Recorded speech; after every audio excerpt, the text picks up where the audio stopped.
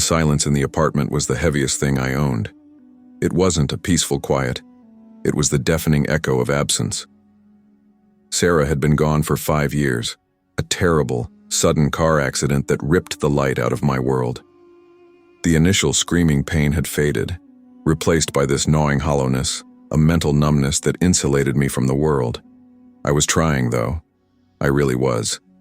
I'd thrown myself back into my architecture work, filling my days with blueprints and client meetings until exhaustion was my only companion.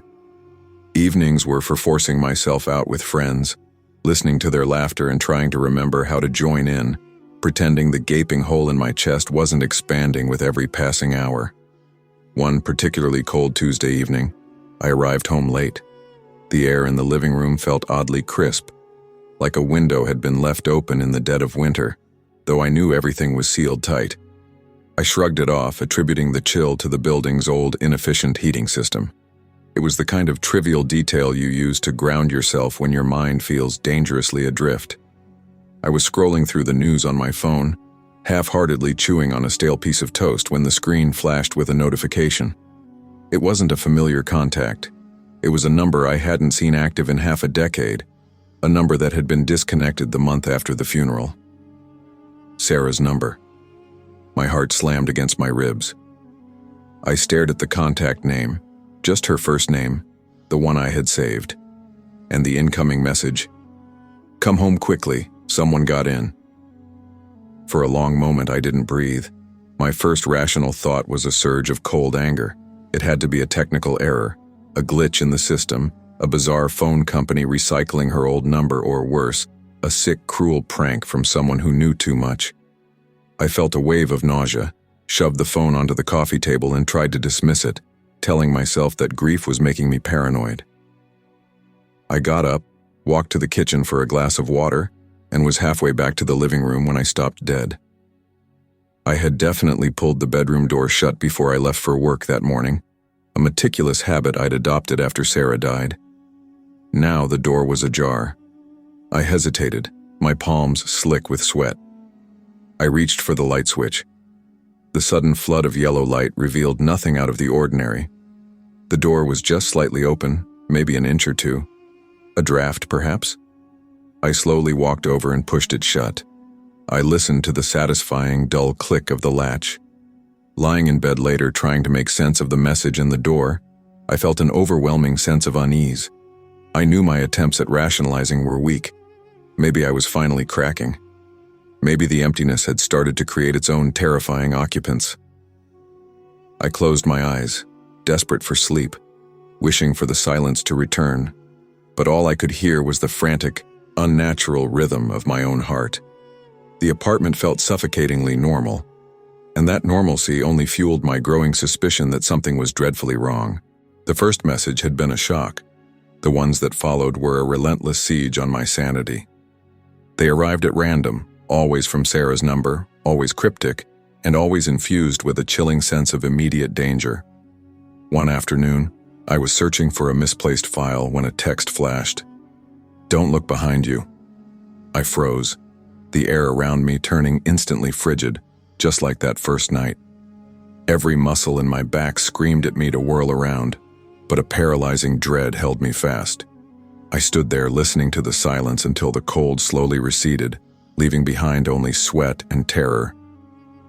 Another time, while putting away clothes, the phone warned, "Do not look inside the closet." I slammed the closet door shut without checking, my breath catching in my throat. I couldn't explain how, but I felt absolutely convinced that some shadowy, invisible presence was in the room with me.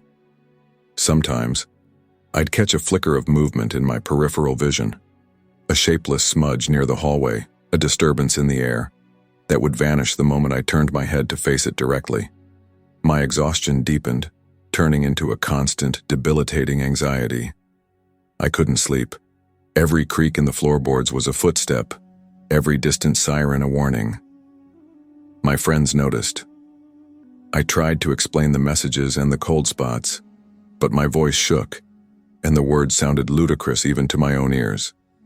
They listened patiently, suggesting I was suffering from severe, grief-induced stress and recommending a therapist. I started to suspect they were right. It made more sense that my own broken mind was projecting these fears than that my dead wife was sending me cryptic text messages. I decided to confront the reality of my breakdown. I was on the phone with my best friend David trying to calmly explain the latest chilling event when I mentioned the texts.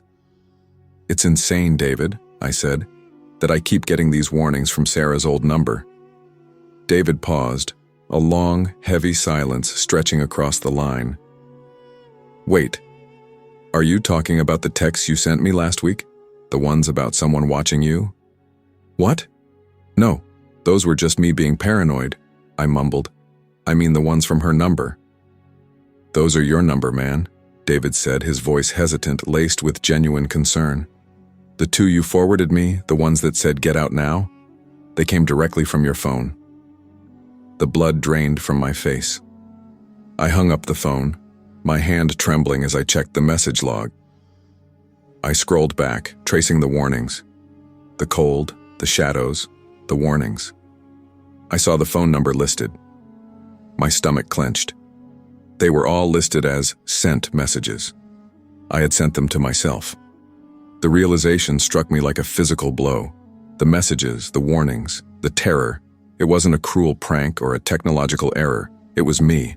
My subconscious, shattered by grief, was crafting a horrifying, high-stakes game of self-terror, and my conscious mind had simply wiped the act of sending them clean. My mental stability wasn't just wobbling, it was crumbling. I slumped onto the sofa, the phone falling from my numb fingers. I had to stop this. I had to shut off the phone, shut down the madness. I reached for the device, determined to turn it off completely and seek help immediately. Just as my thumb hovered over the power button, the screen flickered back to life with a fresh notification. The message appeared, not in the contact list, but overlaid directly on the lock screen. It was chillingly aware of my thoughts, cutting right through my last shred of rationality. "You are making a mistake. I am here." The message, "You are making a mistake. I am here," was the final hammer blow against my sanity. I wasn't just losing my mind. My mind was actively trying to terrify me, preempting my attempts to reclaim control. I was trapped in a self-inflicted horror movie, and the director was my own subconscious. Driven by a desperate need to silence the terror, I finally accepted the diagnosis: delusion. I decided to treat the next message, whenever it came, as the final pathetic gasp of my collapsing mental state. I would face the void I had created and end the nightmare. The opportunity came a few hours later, just as the sky outside began to lighten with the sickly gray of pre-dawn. My phone, which I had placed face down, vibrated one last time. I flipped it over, expecting one final desperate warning. The screen displayed the message in bold, unmistakable text. "I am standing right in front of you." A rush of adrenaline, cold and sharp, flooded my veins. This was it, the climax of the delusion. I bolted upright, my heart hammering against my ribs, and slammed the bedroom light switch on.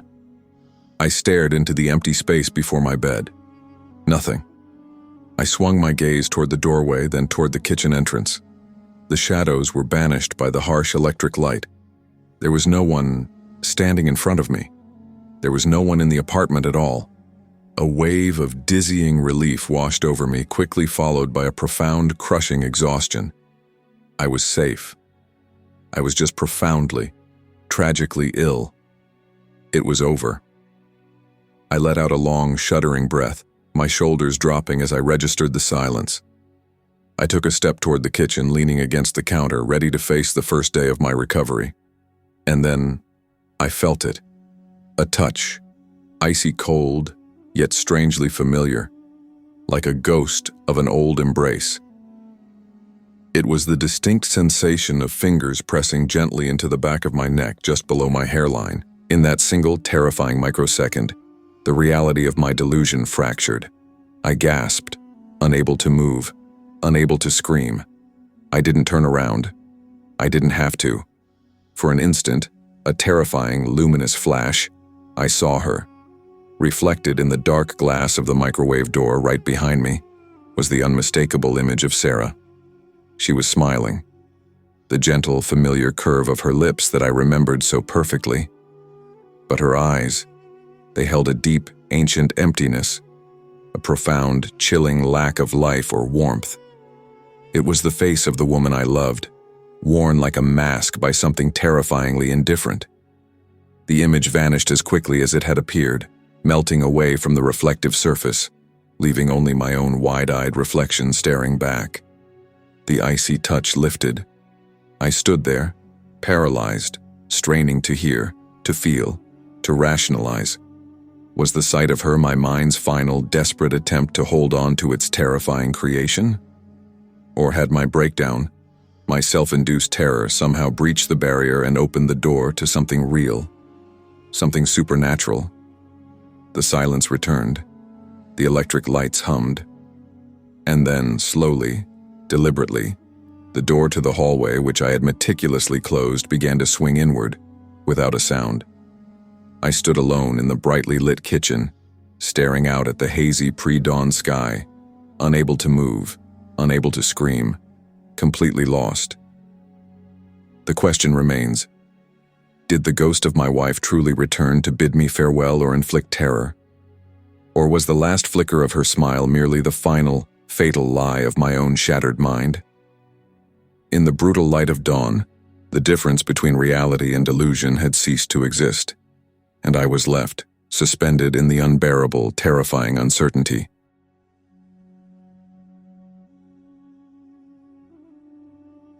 The new apartment was meant to be my sanctuary. It sat on the top floor of an old 3-story building, quiet and completely isolated. I was desperate for that isolation. Perhaps a long stretch of silence would finally mute the gnawing emptiness left by my wife's death. The whole place had a strange, perpetual chill, a pervasive old building coldness I tried to convince myself was just poor insulation, not anything else.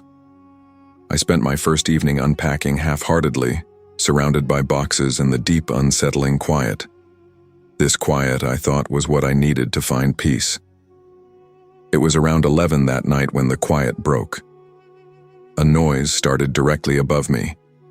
It was a heavy, scraping sound, like someone was dragging a large, solid piece of furniture across a hardwood floor. Scrape, thump, scrape. It was loud, irritating, and utterly real. I frowned, pushing myself up from the sofa. It had to be a neighbor working late, perhaps moving a bookcase. I decided to wait it out, but the noise persisted, sounding frantic, almost angry. Then, a sudden, blinding realization hit me, so cold and sharp it made my stomach drop. There was no floor above me. This was the top apartment. Above me was only the ceiling, the roof, and the open night sky. I stood completely still, listening to the heavy thump followed by the agonizing scrape. Logic failed me instantly. I tried to argue with myself. The sound must be traveling oddly through the building's old pipes, or perhaps it was coming from the flat below and echoing strangely. I needed an answer that wasn't terrifying. The noise eventually stopped, replaced by the silence that felt twice as thick and twice as hostile. I forced myself to check the entire apartment. All windows were locked, the front door was secure. Everything was normal, and that was the problem. For the next few nights, I tried my hardest to ignore it, but the phenomena grew bolder.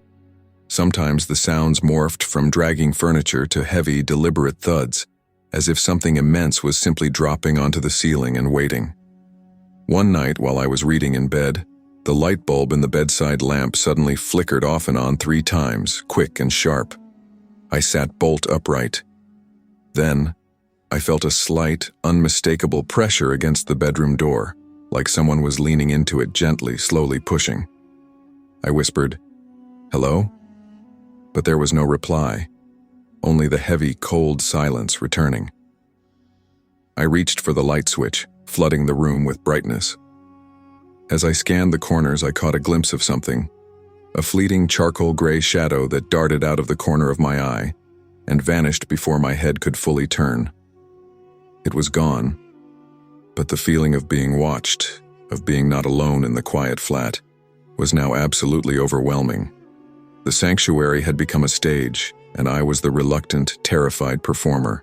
The unsettling noises from the non-existent floor above continued, transforming from mere nuisance to a persistent, psychological assault.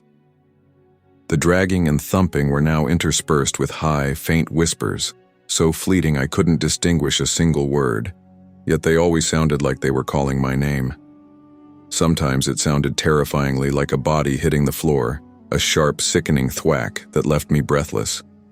My mental state deteriorated rapidly. I was barely sleeping, jumpy at every shadow and afraid to be alone in the flat after dark. I tried to confide in my friends, but their advice was predictably grounded. "It's an old building, man, sounds travel weirdly," or "You're stressed, you're just imagining things." That phrase, "just imagining things," became its own kind of haunting, trapping me between the fear of a real presence and the fear of my own collapsing mind. I was cleaning the living room one morning, moving the old frayed rug near the front window when I made a disturbing discovery. Tucked right beneath the edge of the rug, pressed flat against the bare wood, was a small, crudely folded piece of paper. It looked like it had been there for a long time, but I swore it hadn't been visible the day before. My hands trembled as I unfolded it. Written in shaky, nearly illegible handwriting were 4 words: "I am watching you." A cold sweat broke out all over my body.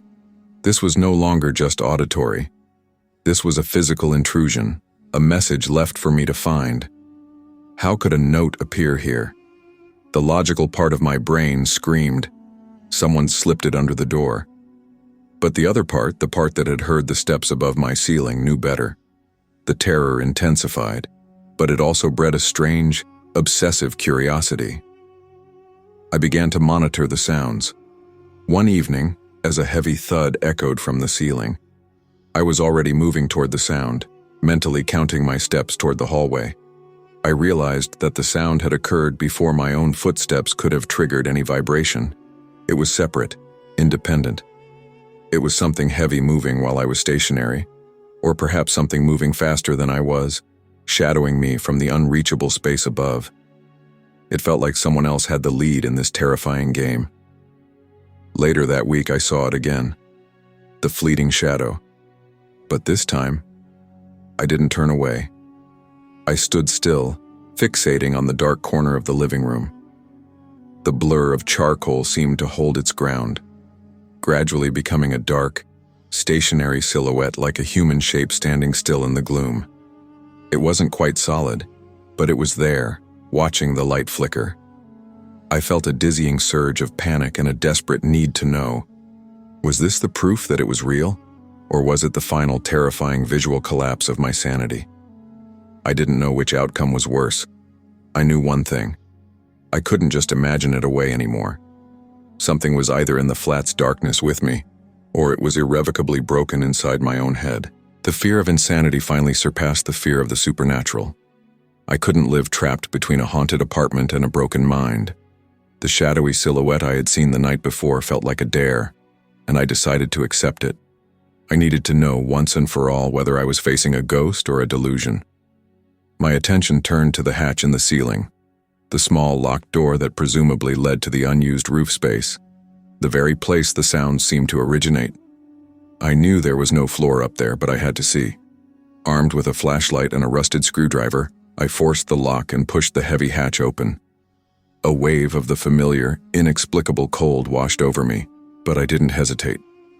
I pulled myself up, finding myself on a short, dusty staircase that led up into complete blackness. I took the first step, then the second. The air grew thicker, heavier. Just as my foot settled on the last step, the step that would take me onto the rooftop level, a voice cut through the silence. It was thin, rasping, and seemed to come from the very air just above my head. "I knew you would come here." The sound was paralyzing. I stumbled backward onto the step below, dropping the flashlight. It clattered to the floor of the stairwell, casting a frantic, flickering beam into the dark corners of the upper landing. I twisted my head, expecting to see the source of the voice, but there was nothing. Only the empty, dusty space. Then, the flickering light caught something in the deepest corner of the landing. The dark, amorphous shadow I'd been seeing in my peripheral vision suddenly solidified. It didn't move toward me. It simply took form. The darkness coalesced, the edges tightening until I was looking at the outline of a figure, tall, vaguely human, made entirely of concentrated, light-absorbing shadow. My breath hitched in my chest. This wasn't a trick of the light. This was a presence. As I stared, horrified, a chilling realization washed over me. The notes, the sounds that didn't match my steps, the freezing cold. It was all real. The apartment wasn't empty. Something was here, something that was aware of me and anticipating my every move. But even as the cold, terrifying certainty settled in my bones, another voice, my own weary, rational voice, whispered back. Did you really hear that? Or did your exhausted, fractured mind finally create the monster you were looking for? I gripped the wooden railing, the sweat on my palms making it slick. The shadowy figure remained still, observing. Was the entity real? A physical haunting that had preyed on my grief? Or was this the moment my self-delusion became so powerful it manifested a ghost of its own design? I stood suspended between the two terrifying possibilities, the darkness of the landing and the flickering light revealing the truth, or perhaps the ultimate, fatal lie. The distinction had blurred completely, and I knew, with a certainty more terrifying than the shadow itself, that I might never escape the doubt even if I managed to escape the apartment.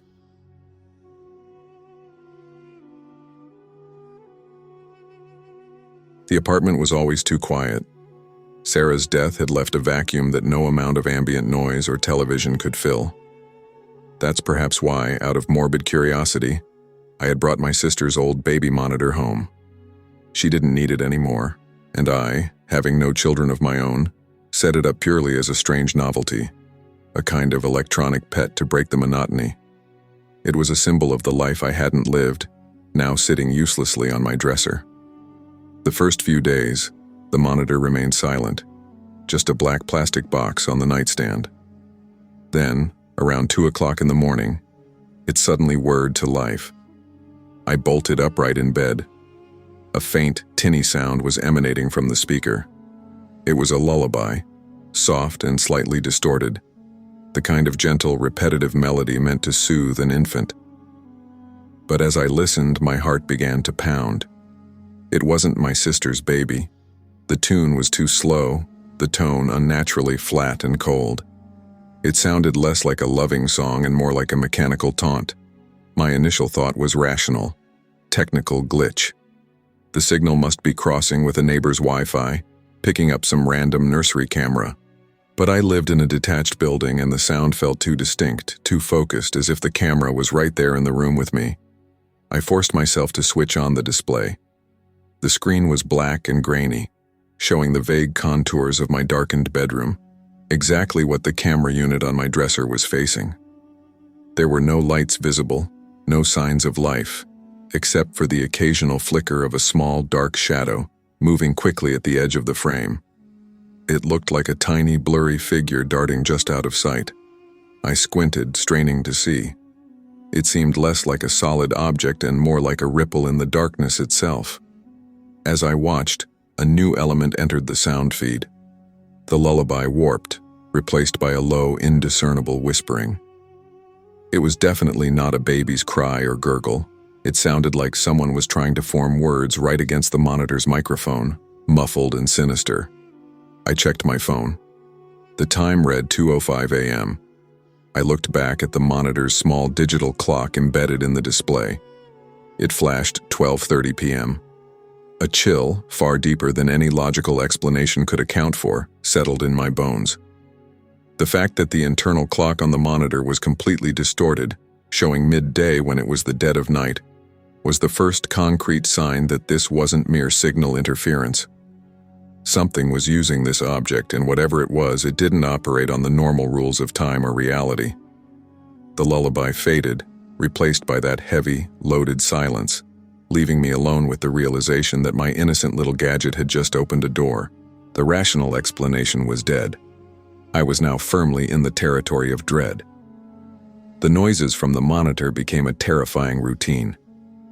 the lullaby would return, but now it was often overlaid with a deep adult-sounding whisper, a voice that was distorted and mocking. It didn't sound like a child's playful spirit. It sounded like someone was enjoying a sick joke at my expense. I couldn't make out the words, but the tone itself was a constant assault. I became severely sleep-deprived and constantly on edge. I tried to talk to my friends about it, framing it vaguely as weird electronic malfunctions. They were quick to dismiss it, suggesting I needed to take time off work and deal with my isolation and grief. The collective doubt of everyone around me only intensified my own agonizing question. Was I losing my grip on reality, or was this happening? And was my sanity the only thing keeping the darkness out? One afternoon, I sat staring at the monitor, determined to simply smash the unsettling device. As my hand reached for the power cord, the static on the screen momentarily cleared, and an actual line of text flashed in a stark white font.